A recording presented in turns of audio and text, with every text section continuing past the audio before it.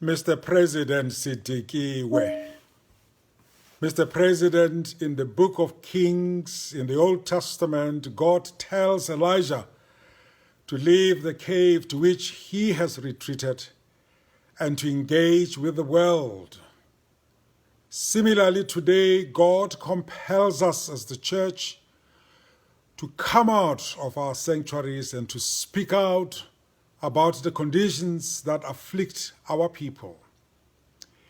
If we don't, then as Jesus says in Luke's Gospel, the very stones will cry out. Today, Mr. President, our hearts, our souls, our bodies, and our minds are consumed with the national crisis that faces South Africa.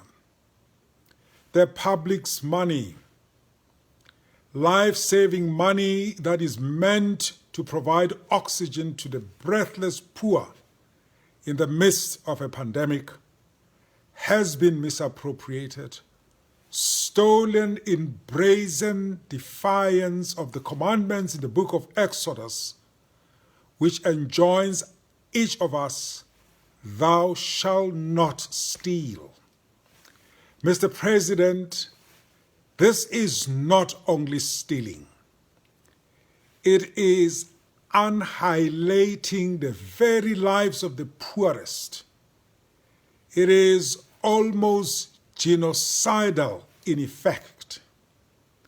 Corrupt bigwigs who have joined your party not to serve the common good, but to enrich themselves, act with impunity.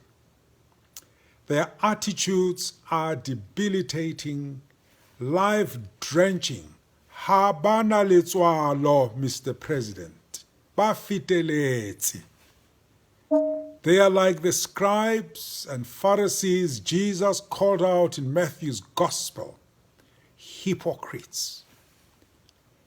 At this time in the history of our country, we must draw a line in the sand and say anew, "Thus says the Lord, on whom our hope is founded. The hypocrites and the thieves must return the stolen treasures of the poor, and they must be dispersed to jail, where they must wear orange jumpsuits."